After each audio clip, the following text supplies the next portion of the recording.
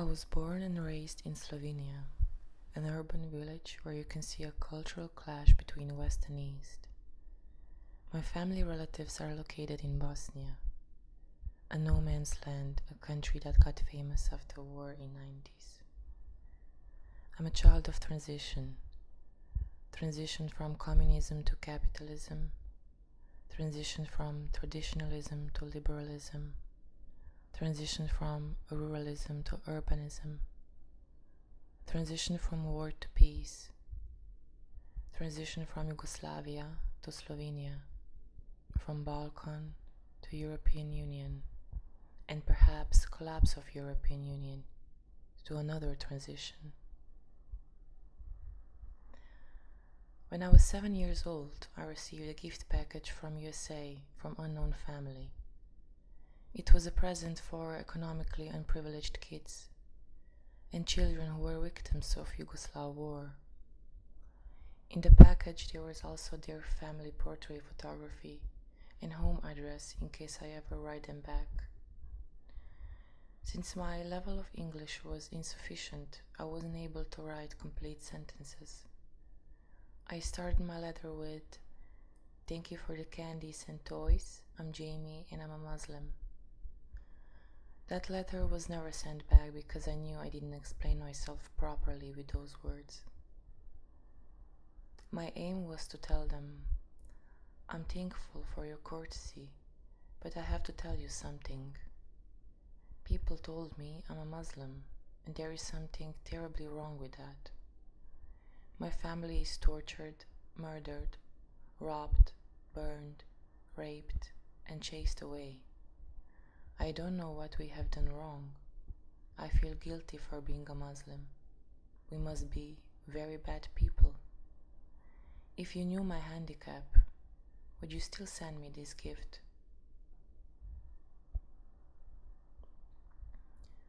Syria, Iraq, Afghanistan, Somalia, Sudan, Bosnia, Kosovo, Palestine, money, weapon, Donald Trump, refugees, children.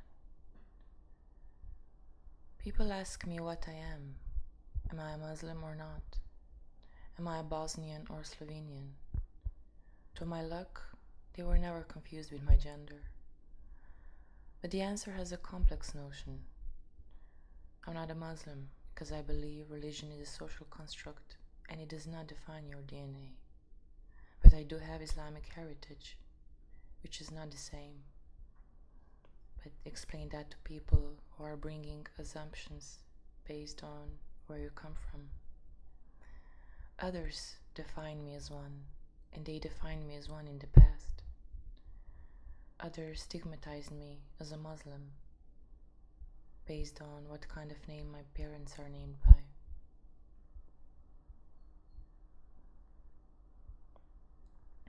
I don't identify myself through religion, but the others identify me as such based on certain cultural patterns and ornaments that people make assumption of my identity. It's not necessary to declare who you are, but to where hatred can lead us if we remain ignorant. Syria, Iraq, Afghanistan, Somalia, Sudan, Bosnia, Kosovo, Palestine, money, weapon, Donald Trump, refugees, children. One day, I got an offer from an older man. I knew this was the beginning of my profession. I was jobless anyway and had nothing to lose.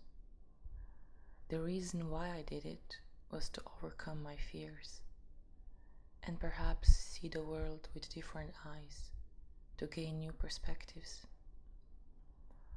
I've got involved in this business for the last 5 years, and I'm not sure I will ever be able to step out of it.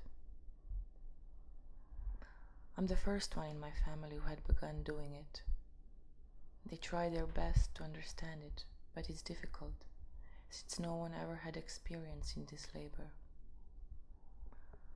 They were concerned about me because they have heard from other people that this job can be dangerous. It means living on the edge of safety. It never provides stable health insurance. It never brings regular payments. And it can never cover the cost of electricity or rent. Working hours are mainly the night shifts. An amount of salary always depends on client satisfaction. It's as if almost became an addiction. To do this job, it takes a lot of sacrifices because you're dealing with social norm that is not always well acceptable. It offers you different life situations that regular life wouldn't give you. I also have become a subject that is constantly exposed to criticism to what other people might think of me. Questions arises. Will I ever have kids? A normal family? A husband who will understand my lifestyle and support me despite the fact that sometimes I use my body as an instrument for my work? I wonder how his family and surrounding will perceive me. Will I ever be free of judgment and be understood as a normal person without being stigmatized? I'm a woman who had 2 abortions. My body was going through transformation. I have a cellulite thanks to birth control pills, medication that was created by men. My body is dominated and colonized by manhand. This is what it means to be a woman today. But you don't like my body. You're judging my body. Syria, Iraq, Afghanistan, Somalia, Sudan, Bosnia, Kosovo, Palestine, money, weapon, Donald Trump, refugees, children. There was a time when I was homeless and sleeping on the floor in the building, where I was hiding myself from security in order to continue with my work and hoping not to be discovered. Even though I have to be honest, I don't enjoy my work all the time, especially when it comes to facing with strangers, random people. Sometimes I simply get tired and can't put up a show for them. It has to do something with the mood, my mood. I choose this field because I don't want to have any boss, authority to obey. When entering my working space, it gives me a feeling that I play this game for them and not for me. Suddenly it's clear that I'm supposed to follow the rules. I need to smile, socialize, dress up properly, whatever that means, and talk about myself, how I did it, why I did it, what's the meaning, purpose, and where I'm heading next. All this is good and necessary, but only when I'm in a good mood once again. Yeah, it takes a lot to be an artist. And what about you? What about us? One thing is for sure, we are all silent observers.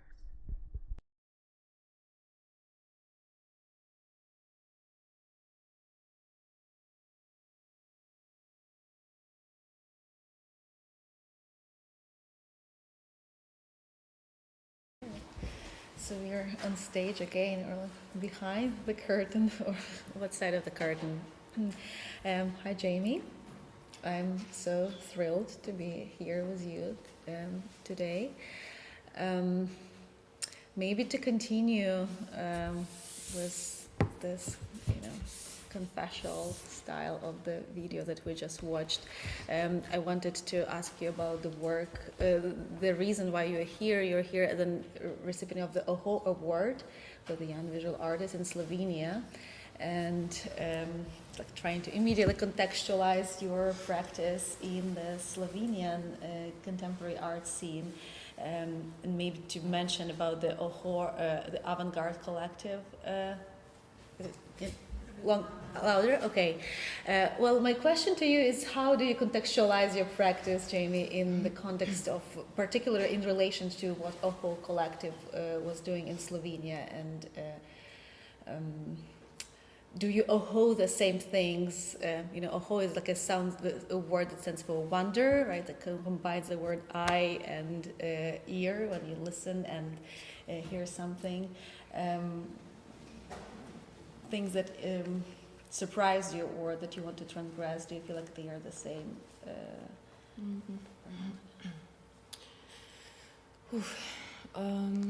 Well, thank you for the question and everything that you did so far. Can you hear me well? It's okay? Okay, I will try my best. The question that Lilia posed, and I received it today, I was a bit kind of laughing at it. Mostly because she also asked what's the difference between Oho, this neo-avant-garde in the 1970s in Slovenia. No? Thank you. The question that Lilia posed today was what's the difference between neo-avant-garde collective, art collective, Oho,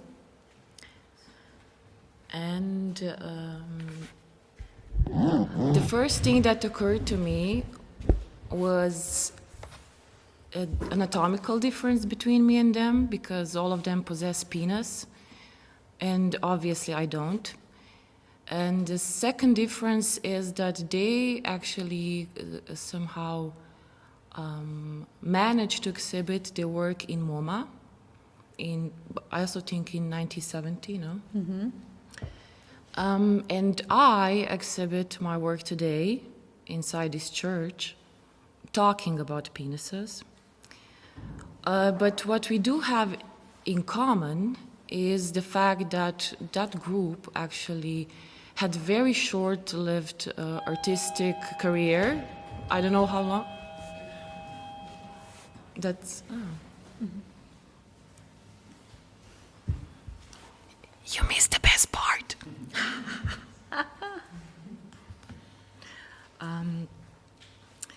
And yeah, what we have in common is exactly that, the very short-lived artistic career. And why I was laughing when I read these questions today, because I also thought, like, first of all, I'm 34 and I'm already at somehow the finale of my artistic opus, because I was thinking to kind of quit or take a big break, or maybe just quit forever, because I also think that artist has to know when to stop, and that not all of us wants to continue this for the rest of our lives, because sometimes just not only that inspiration drains you out, but simply maybe it's time to give space to other artists who have something to say, and they can play a big or important role in future generations. Great. But is this concept of reistic observing that they were practicing, trying to dismantle, like to push the art into life, to sell something as matchboxes with artworks on it, still a relevant issue, you think, or have we already passed that point when the war between art and it being part of the regular life is still questionable or needs to be proved? Well, in their case, no, actually they did somehow prove that, no, not necessarily, because after they finished, they decided to somehow hide themselves in some sort of a remote village in Slovenia. I don't recall the name of the place. And they said, well, we can do this by just proving that life itself is an artwork itself. And we don't need an audience or we don't have to prove anything to wider public and people what we do, or that references and all this prestige behind certain artwork that are so well established is maybe not as relevant as it is what we do as individual artists in our own private spheres. But then depends again, like it depends what Right. you want to achieve with your work. Who do you want to address, and where you're going next? What do you, Exactly. all these questions are so pain in the ass. But Well, I also thought we would structure today's talk in like 3 parts, as it is titled, right? We titled the letter, the veil, and the looter. So the letter I see as a more like biographical artworks that we actually also have on view here, and we see that there are several prints from the Zahida is a Feminist series, which is in the permanent museum in Vienna, in Musea Wien, in their collection, and it's wonderful to see your immediate like handwriting and these images that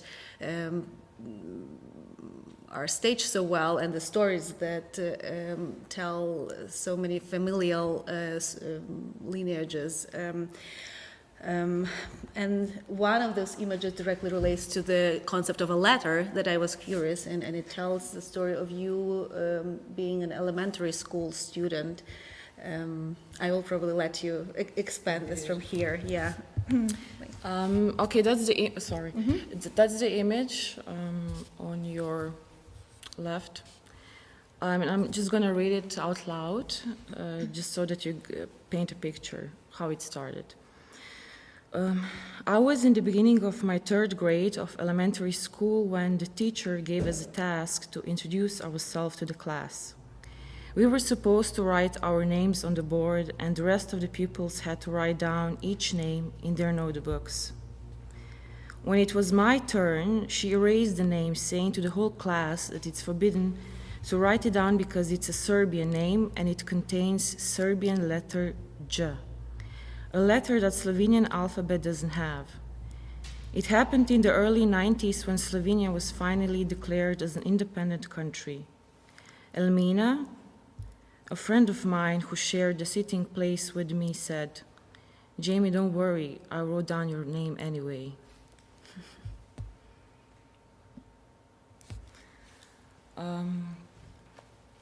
What to say? Well, it's obviously also that in the 90s, the former Yugoslav country came to its conclusion, or I would rather say dissolution, and the entire country collapsed. It consisted of 6 republics, and one of them was also Slovenia.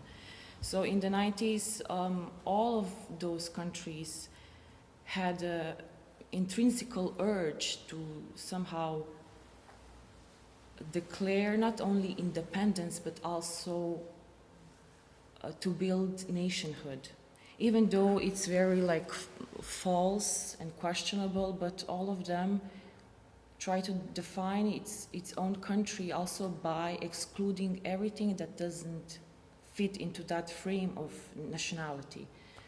And this, like that case specifically, there were many cases like that, but it just shows on micro level how we, people who didn't fit in, were also part of the marginalized groups who somehow struggled with our own identities, and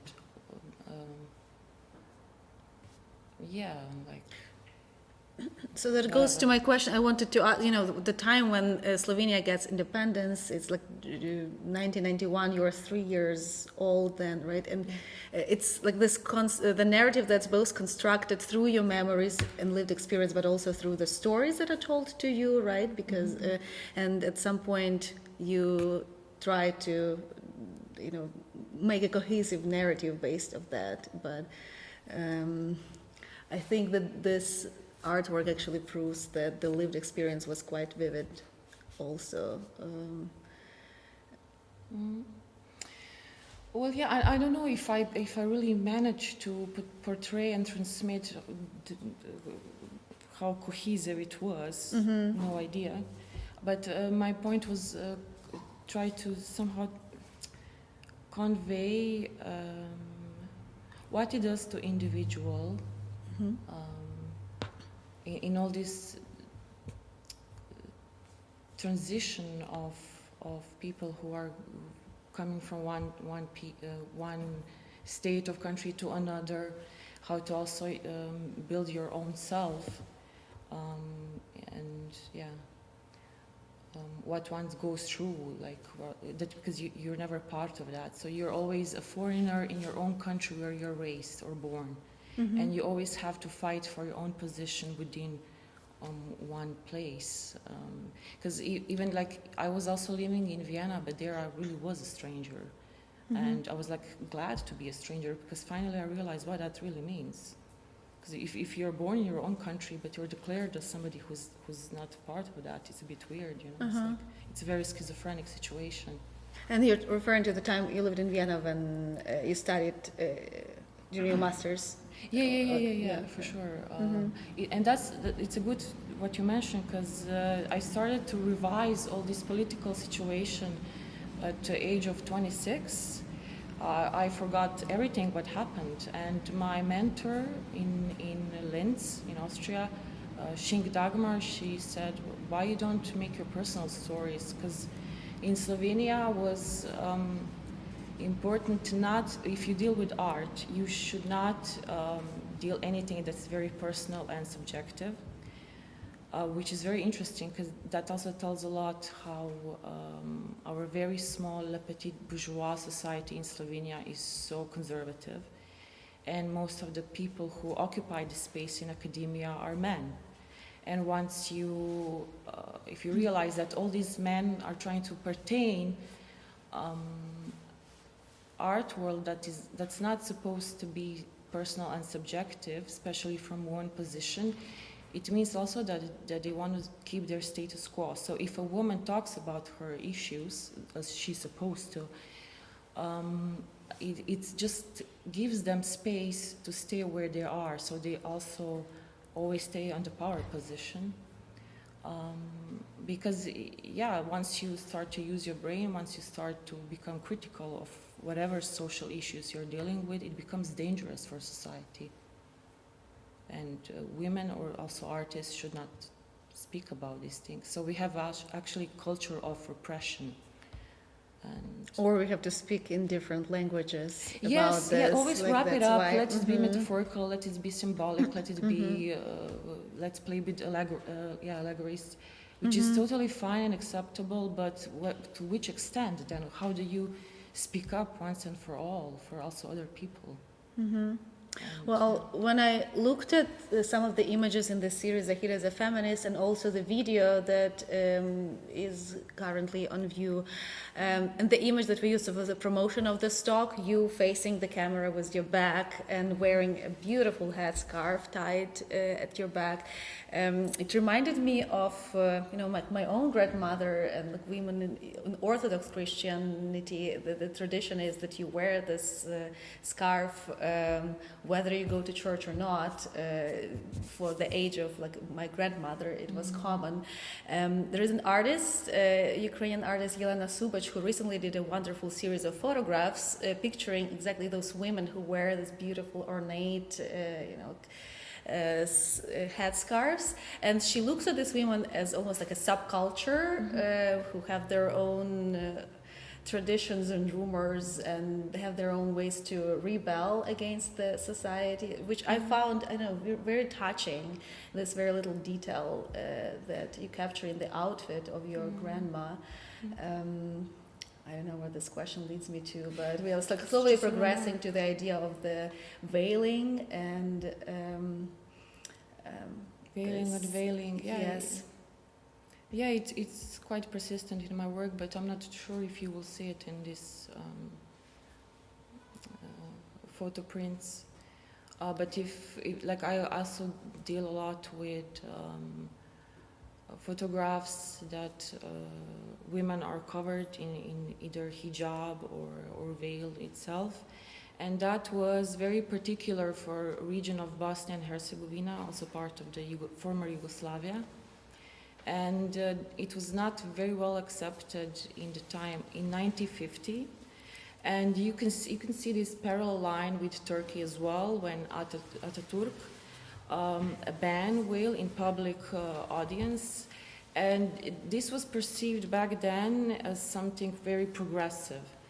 But the question appears, of course, and it is also what I want to say with my work is like, who decides for you how you gonna wear your hijab, or in Sarajevo particularly it was called niqab or zar. So it was always related to colonial power of people on power positions to tell you either you should wear it or not. So it was very rarely individual or female decision. And what happened in back then in 1950 in Sarajevo was that there was established anti-fascist female front, and they were going from village to another village, campaigning and advocating for women to get rid of the veil, because they were perceived also as very illiterate and women who are not capable of having their own voice and to govern for themselves. What they lack was this sensibility and understanding for these communities, that most of the women didn't feel comfortable getting rid of that veil. And they did it very forcefully, actually, because they just wanted to integrate them in socialist system, communist system, so that everybody somehow looks united, the same. And it also presented in a way a danger to all the rest of the people. So veil in opposition to civilization in quotation marks, can we talk about that as a way of othering? Yes. Yes, exactly. It's a very good point of yours, because this trend then appeared again, like the entire resurgence of veil happened also recently in Egypt, and women perceived it as well as a sign of resistance against colonialism. Can you maybe tell us more about those? We haven't seen those, but for those of us who will go to your website later on and see maybe the series of photographs that you worked with, when you just expose a tiny bits of human body, you can see maybe like a belly button, but the rest of the photograph is just drapes of black fabric. I wonder if you want to a little bit elaborate on this series, how you, like, who are the people in these photographs, whether it's important for you to narrate their stories. No, not really, because the subject behind the veil is not that important. For me, it was more, the focal point was just to expose what it's supposedly have to be hidden, and those are exactly the female body parts, like breasts, how you call it? Nipples, yeah, thank you. And that's exactly, if I refer to what I said before, it's something that's supposed to be hidden, but then you ask yourself, who is the one who decides what should be hidden and what for? So I play it like this project is very ambiguous, because it's not also advocating pro-veil, but it's not also against the veil. So it's really individual choice. In the end, who can do it or not, like, and nobody's there to force. Like, I'm not superior to anyone, and I should not decide for anyone in this room or elsewhere to either do it or not. But it's even if you do not veil, of course, it's not something that it's a sign of civilization or progress or liberalism.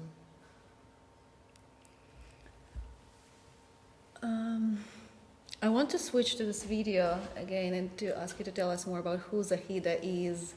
I'm thinking of word colonialism in a different context. Maybe there is a moment in this film where your grandma sits in front of, in her room, on a couch, in the corner of a couch, in front of a table which is like polished glass, and we see her reflection in the glass. It's a beautiful shot, but it made me think of a completely different topic about the American colonial art of the early times, and James Copley, for example, one of the painters who had this he painted portraits of people who came all the way to America, almost like to recreate the world from a seed. You know, there was like a woman holding a plant in her hands, and if you are supposed to read this, the reflection as well as a depiction of the woman itself, and to understand about this world in transition, world in the making, that's being recreated in the other continent. It's like, yeah, this mysterious moment in this video was Zahida sitting and observing, not observing actually her own reflection, but you can sense the existence of a different reality that's maybe like you're trying to grasp on, or to tell about these like different worlds that she's embodying as just one person. What are these worlds that she lived through?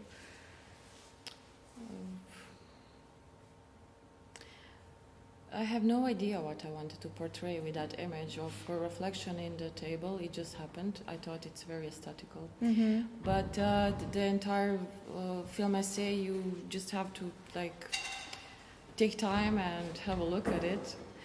The point is that I really try not her to be. She is of course protagonist, but she is not excessively talking and explaining her life story. Images talk on its own and they're very silent. So the bigger point of this film was not to make war as something as spectacle. She's an old lady and her life is very boring and mundane. But as a subtext, you maybe realize that she's also a woman who went through a lot of struggles without any antidepressants or psychological counseling, but she still managed to stand stoically. Just rotate to your heads, thank you. Like this is her, this is grandma, and this is depiction of Balkan woman, you know, that was in the last 20 years depicted as a victim of the war. And that was the only presentation that we have faced through Western media. And yes, it is the fact that there was a genocide in Srebrenica. It is the fact that there was war. It is the fact that people were raped. It is the fact that people were murdered and so on, just like I also said in that video that you saw before. But people forget that these women were so, they built big solidarity among each other, and they dealt with it with such a strength. And they were also illiterate. They were not part of academia, so they had a practical feminism going on their terrain. And they survived, and they're like, I mean, fine. No, it's not that they have very romantic life, but still, they govern for themselves, they speak for themselves, and yeah. It's something that's forgotten in literature to mention, and we have 3 moments of depiction of Yugoslav woman, and especially after the war, like post-transitional, post-Yugoslav woman. That is one of a victim, and second was portraying as a victory woman in Yugoslavia, because they were like working hard. They were portrayed as a women who were occupying the public space when it comes to all other professions, not only mother, a teacher, nurturer, and so on. And the third one, what happened was after, in post-Yugoslavia, was in turbofascism, a term coined by Žarana Papić. She was an intellectual from Sarajevo, and unfortunately she also made a suicide, but this is very debatable, we don't know. Maybe she was also removed by Milosevic regime, because she was a very dangerous woman who spoke for herself, and she was very critical of Milosevic regime back then. When she coined that term, turbofascism, she claimed that it's not problematic to use such heavy words, because fascism was used for sure in the First and Second World War. But if we count how many women were raped back then, it's approximately 20,000 to 50,000. She said that this is not something that we should hide, and not being afraid of using such heavy terms. And what happens was exactly that because of the implication of Western media and using all this, how to call it, beauty magazines and everything was somehow imposed in the 90s to all those women. They started to alter their bodies. The very important music, turbo folk. There was a resurgence of turbo folk music. It's very like trivial music that a lot of women got into it, swept in. So they started to use their body as a body capital. So they became like a movable bodies, again used by men. What was an emancipatory moment of those women who used their body as a capital was that despite the fact that they were also in a way operated by men, they still gain wealth through their body, and eventually they, through such huge accumulation of money through mafia and other very violent members, male members of that society, they managed to build schools, they managed to educate their children, they managed to invest money in public spaces and so on.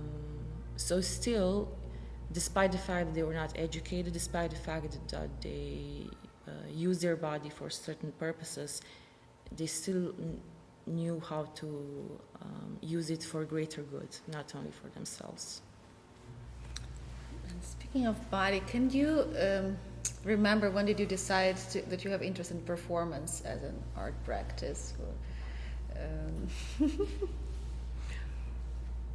Why do you want to know? Where are you heading with this question? I think I'm trying to unpack maybe a bit the work that we saw, yes, and the other work that I wasn't able to witness. But I have a feeling that your practice is very much driven by the performance.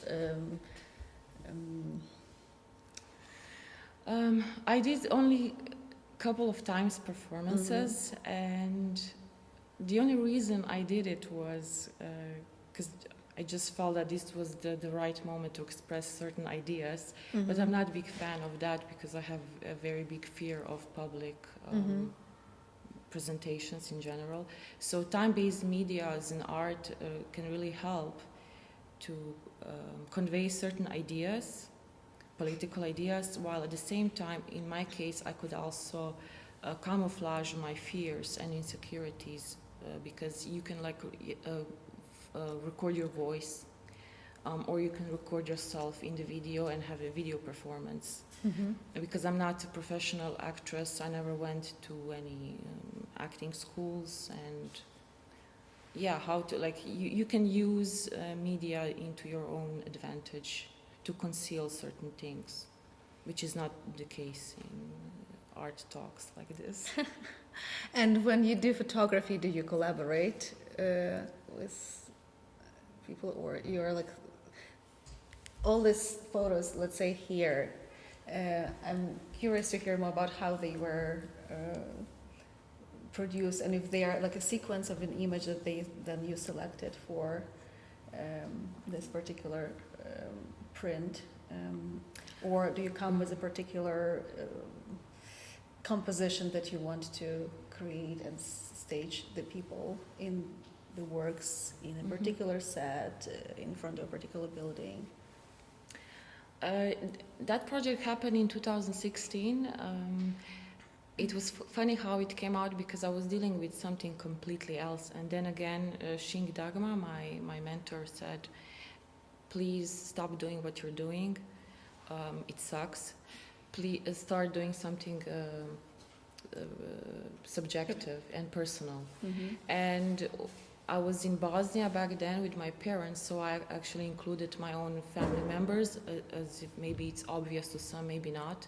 So in that photo there is my grandmother, yeah, she's just there. I just told her what she has to do. In other one, there's my father, the first photo, okay, this is me. Here's my mother, and that one I don't see, it's me again. I'm all over the place. That's you, yeah. I just involved them because I thought it's the right thing to do, and first of all, because I don't have to pay them. It's very simple, but at the same time, not really, because none of them are very used to cameras and things like that. And I did it out of boredom. But I was inspired by Parajanov, actually. I know it's not the same. I'm not really... I can't compare myself to him and his work, but all these colorful things and ornaments, cultural ornaments, are visible thanks to him. He was my point of reference. And I did it back then with camera for beginners. And yeah, everything is staged. It was a bit taught before I did certain things, but also they are very spontaneous as well. Even the television set in the garden? Yeah, my father likes to collect stuff. So this I found in our house. Nobody's using the TV, and there's a field of corns, and I just said, like, let's put a TV. I mean, I know why I used it. I know where it comes from, but I thought, why not using something that's already there? So, okay. Like, I can't hire professionals or pay for the equipment. I just deal with art, what it's in front of me. Because it would be a pity not to use ideas just because you don't have resources. So you have to, from zero, you have to create something. Putting it up.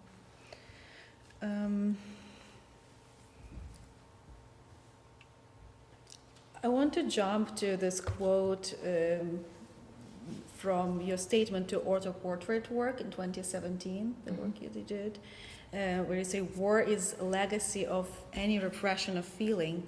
Every war begins as an external event, but already lives inside of us. And I've been thinking about it a lot as the Ukrainian, the person who lives through the war at the moment, and think about how you usually in the statements describe yourself as a post-war artist. And us meeting here today, you know, referencing this just like state of human, like tumultuous moment in life. And is this question completely resolved for you, that you are a post-war artist because of where you're coming from, or the events that occur then in other parts of the world, do they like involuntarily force you back into certain like topics and thoughts and traumatic feelings, let's say it this way?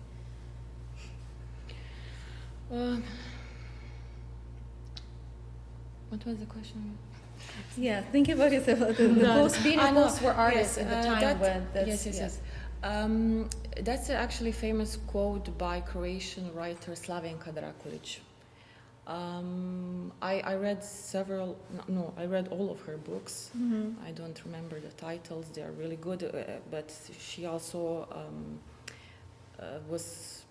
she faced a lot of criticism from so many people because, of course, some of them were pro-communist, and she was accused of being very pro-West and US, but I wouldn't agree with that at all, because if you really read her books, you realize that she's a woman who tries to bring both worlds and speak from several perspectives, especially because she, if you know her autobiography, you know that she's already a child who was raised and born by, or conceived by a father who was atheist and uneducated farmer. And on the other side, there was a mother who was bourgeois, very educated, but at the same time very religious. So she was always a bit confused, especially in the time of communism, when you're raised like this. Because it was also, well, in her case, was not, in Yugoslavia in general, was not very well accepted to be religious and to practice religious, especially in public. So many people were hiding this, which is not good as well. And she understood that well because her grandfathers were also always in the war, like Yugoslavia, and before Yugoslavia there was Kraljevina SHS, I don't know, monarchy of Serbians and Croats and so on. So this territory was always going through wars. Even if, like I like one quote from the movie, it's called Halima, and one woman says, look at these fucked up buildings, they're so deteriorated. This is the picture of us because we kill each other every 25 years. So, I mean, I don't know if it really is 25 years, but yes, we do kill each other every once in a while. And there is peace and there is war again. So that's why post-war artist, I don't know if I can put that away from myself. I cannot say I'm a war artist because I haven't faced war directly. As it is now in Ukraine. I was always absent and passive participant and observant. So therefore post-war. But yes, I also mentioned this in my silent observant video. You don't know when another war is going to happen. Yeah, like you have the space in the video, right? You repeat it 3 or 4 times, even when you name the countries, and by the time the video ends, we are like living in. Like, exactly. It's like a repetitive. Ukraine, yeah, and people, those who didn't experience war, sometimes because it's different world. 2 years ago, they asked me at the job interview, like, what is your biggest fear? What will happen with this gallery? What is your biggest fear? That some artworks will not be exhibited if you work as a curator or assistant? And I said, another war. And they were all shocked because, like, what the fuck? We are in Vienna. And then, that interview happened in September, and then it was a February, and war break up in Ukraine. So if you live that, you know it's going to happen. It's just a question where. So Yes, because for some, like for me who didn't live that, I was still in denial, I would say, up until the very last day, like 2 weeks before Natalie called me, and I said, like, no, I don't know how to respond to this because their lives seemed very normal and under control, obviously. Maybe, yeah, exactly. I'd like to open it up to questions from you now, or comments, or if you want us to focus on any particular images that are still in you. I think it'd be interesting just to give a very brief overview of your PhD, because it's a very important part of your work as an artist. Could you do that? Yes, thank you. I'm glad that Natalie brought this up because once we spoke and she reminded me that, if may I, she said that you should say this out loud in audience. I don't like to speak about the fact that I'm doing my PhD because it's still not finished. So if something is not finished, I'm a bit insecure. But I will have my PhD defense in June. And the topic is sexuality and its manifestation in post-Yugoslav cinema. And I'm looking for a publisher. And thank you, Natalie, really, because it's good always to have some support, and some people know how to do it. That was very brief.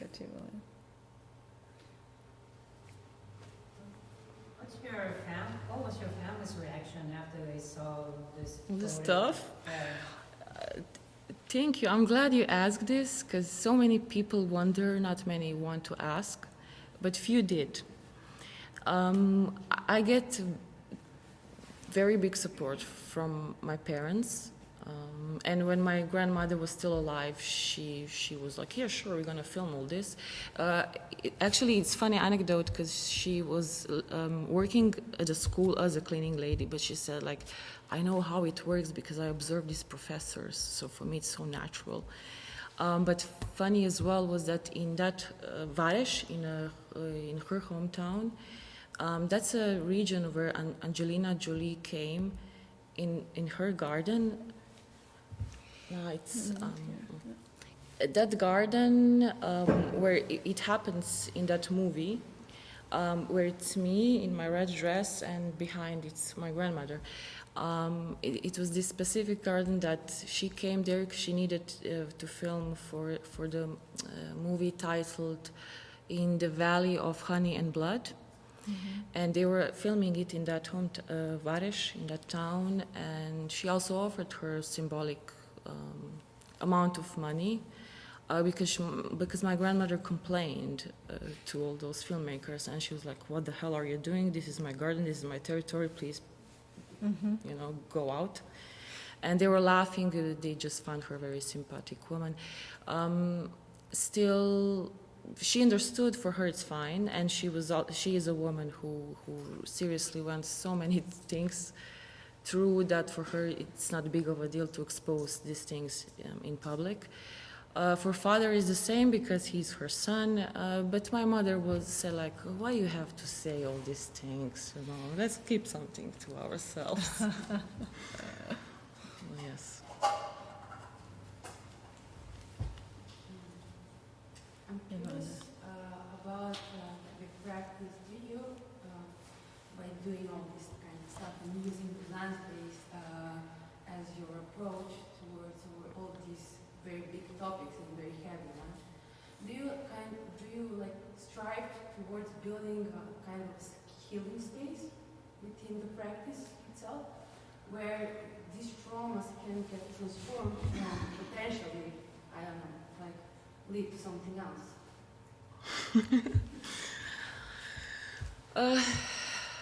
No, I thought so.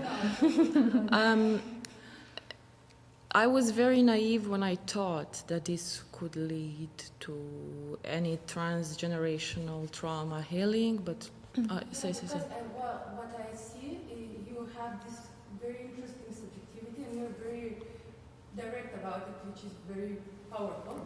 But also I'm thinking that there are not many, but some people, that have a similar, not the same, but that maybe would need some kind of a place where they can speak up. So I was thinking perhaps, I mean, it's just an idea that came across by listening to all of you and knowing something from the context you come from. Yes.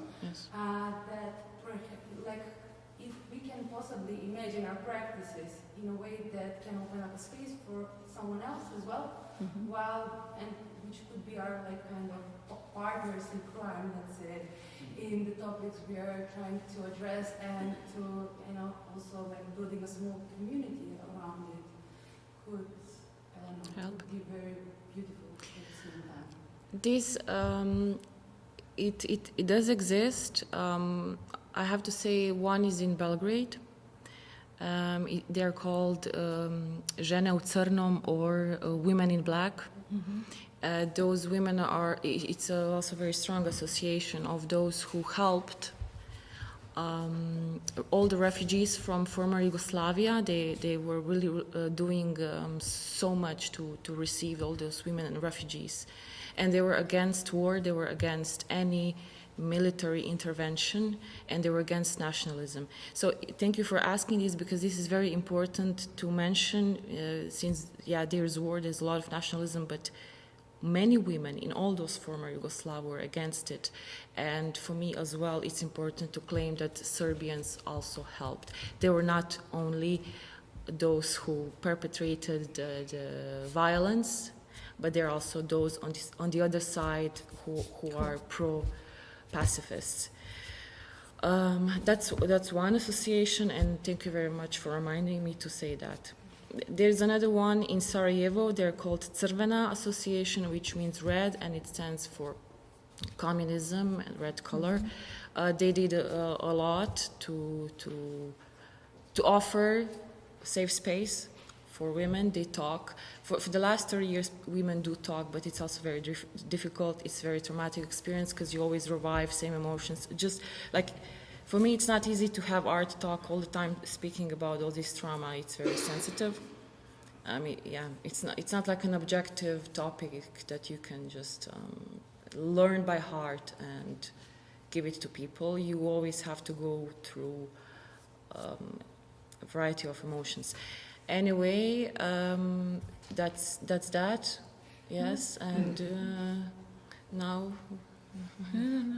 yes, yes. So I wonder if there's any like symbolism that you use this way of presentation, like the scroll, like the oath, and they are printed on fabric, and this your handwriting. Yeah. This way of like presentation, is there certain meaning for people? Yeah.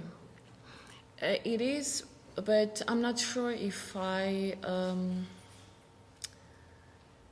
manage to give that to audience, if I really manage to transmit it, because I use cotton.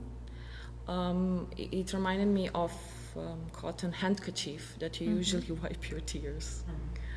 So because of all these personal stories, I thought maybe cotton is the right material. But that's the thing. I don't know if I achieved that moment of, handkerchief, tears, cotton story that usually people can get maybe touched or not. I feel really somehow really soft and very domestic. That's what I get. So because of all the work that presented here, basically that in this format. I'm just curious of what's your reasoning behind it. So you said domestic, soft? It's Yeah. just it has a really natural, unfinished kind of maybe because it just this kind of cotton is not even bleached.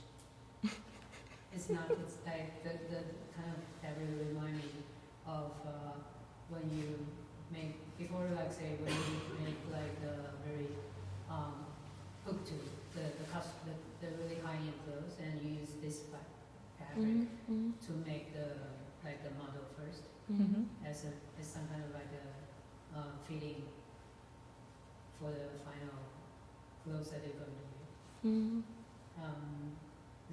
So I'm just curious. So, and also was your handwriting, and then you talked about this. They are actually a camp. So, there's some kind of connection there, but just I cannot really articulate it. But it's interesting. So I want to ask.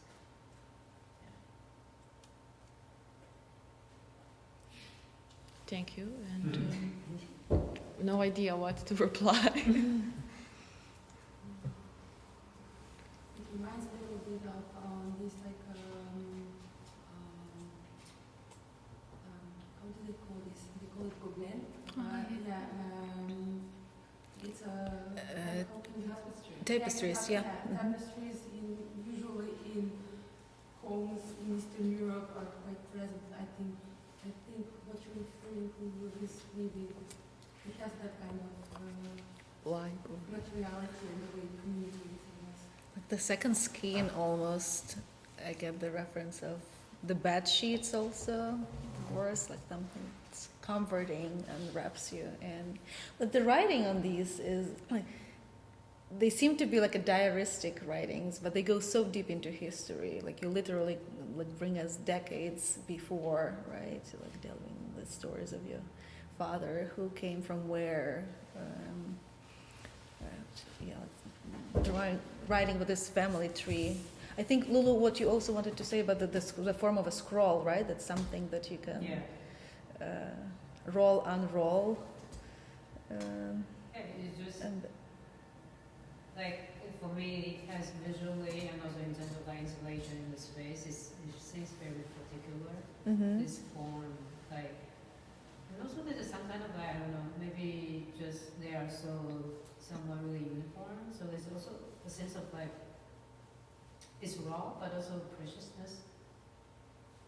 Maybe the photograph and it's you have the printed photograph with somewhat good resolution, but then it's on the fabric. It's not even that wrinkles and this contrast. So something interesting happening on the surface, and plus with like this scroll, that is also something like, yes, you almost like Right. like they can be they can be rolled up and You can protect them in a way, like yeah. conceal them. And also like so like you hand it in the space and some on the wall, and I guess it's also that kind of that this like on the wall somehow give me a sense of like it can be like you see like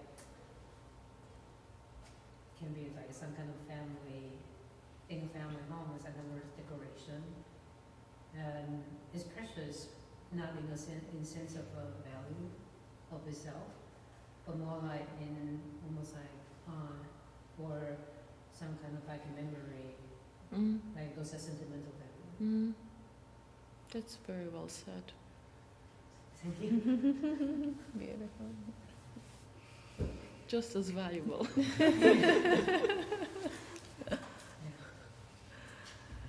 I forgot to ask about the books, because we talked about letters, and I get curious whether, letters and language is interesting for you just on a formal level. Even the project that you did in 2021, the post-pandemic book, Private Thoughts in Public Crisis. We don't have an image of it here, but... No, because it's not even important. I have text, I can read Yes. it, but I don't know, how do you feel? Do you want to hear it? Are you tired? The boss says. Yes, that's the book I made part of the residency in Slovakia. I supposed to go to Palestine in like 2 years ago, when again that war happened, as always, all the time. And since I wasn't there, I couldn't really talk anything about from their perspective. I didn't make a proper research, so I only observed the situation from the distance. And I made a book. It's white with, again, white letters that are somehow engraved on the paper, and only 10 texts appear inside, like 10 pages, very short text, and the rest of the book is entirely empty.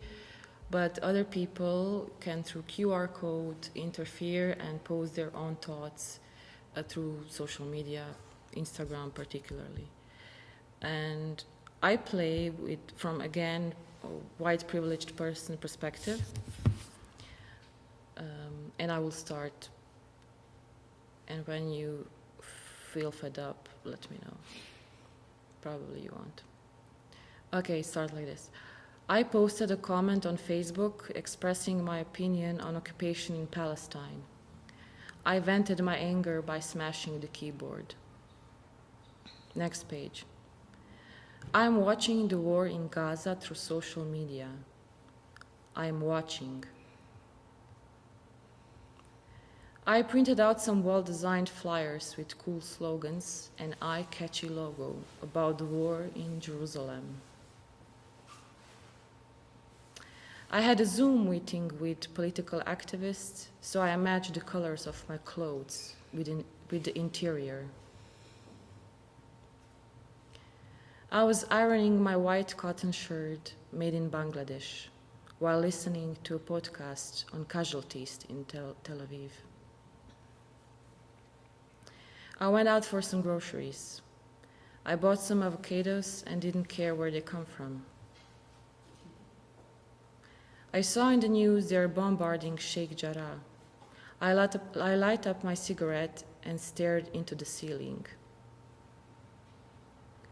I signed the online petition against apartheid in Palestine.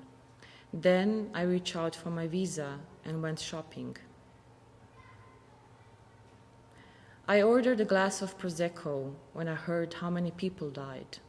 It was a rough day.